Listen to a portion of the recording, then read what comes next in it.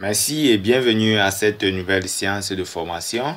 En fait, aujourd'hui, nous allons essayer de travailler sur comment convertir la table attributaire en fichier Excel pour augmenter des métadonnées. Par exemple, nous allons prendre un cas d'un projet. Vous êtes en train de travailler sur un projet d'échantillonnage de certains points d'eau à l'intérieur de votre localité pour mener une étude. Ça peut être des puits, ça peut être des forages. Vous analysez la qualité des eaux.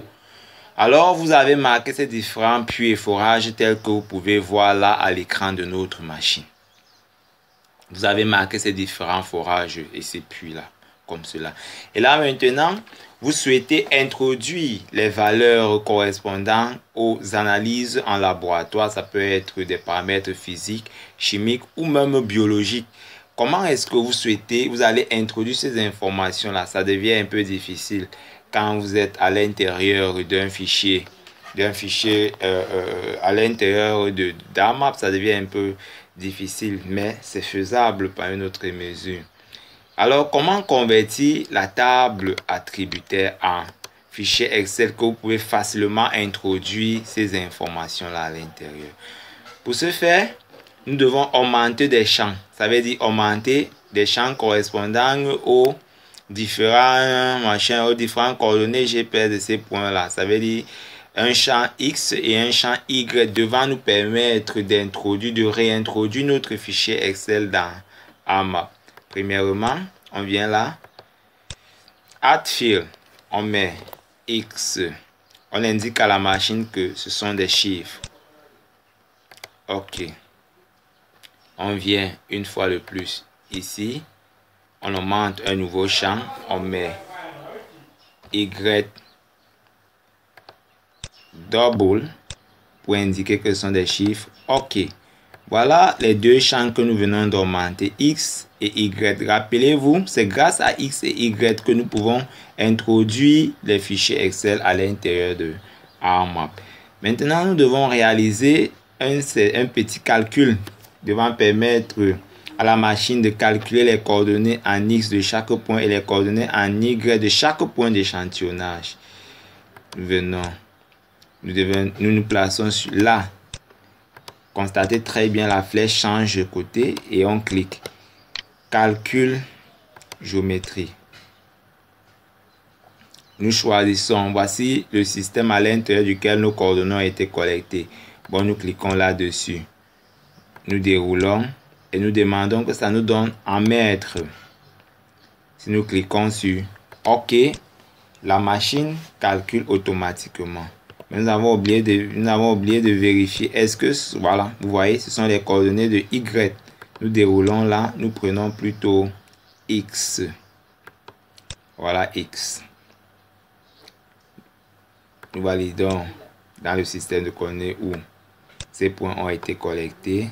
Nous déroulons, nous prenons mètres, meters. Nous validons OK. Voilà le calcul qui a été réalisé en une fraction de seconde. Nous réalisons la même opération ici. Calculer géométrie. C'est déjà Y coordinate. Nous choisissons le système de coordonnées à l'intérieur duquel nous avons collecté nos points. Nous choisissons ici que ce soit en mètres. Vous pouvez décider de choisir en l'unité en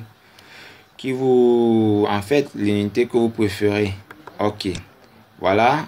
Alors, la machine a calculé automatiquement ces coordonnées qui vont nous permettre en fait de revenir dans le SIG une fois que nous aurons introduit les métadonnées. Alors, la procédure suivante consiste à convertir la table attributaire en database. Nous venons là,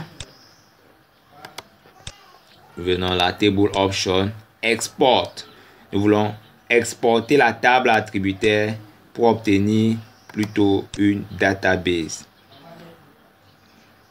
Nous déroulons tout simplement là. Nous prenons DBase, database, nous validons. OK. Yes. Voilà. Une fois terminé, nous pouvons fermer et vous allez constater que voilà en fait le fichier database qui s'est exporté et c'est venu là. Maintenant, l'étape suivante consiste à aller dans Our Toolbox. Our Toolbox. Our Toolbox, Conversion Tools. Conversion Tools. Vous allez voir Excel. Excel. Vous cliquez là-dessus. Table to Excel. Voilà. Voici l'opération que nous allons réaliser. Table to Excel pour convertir la table, la donnée des bases en fichier Excel. Nous cliquons là-dessus. Input Table. Input Table, nous déroulons. Nous prenons notre fichier des bases tout à l'heure. Nous indiquons où est-ce que nous souhaitons que cette donnée soit enregistrée. Que ça s'enregistre dans données tabulaires. Nous allons mettre là, on met un nom, point et champ. Point et champ, save. On lance OK. Et on patiente le temps que la machine réalise l'opération. Voilà. L'opération est terminée. Si nous baissons dès à présent la page et nous allons à l'intérieur de notre dossier de travail.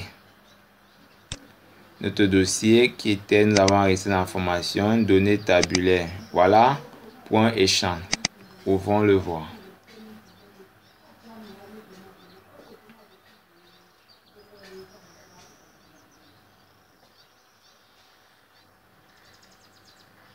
Voilà.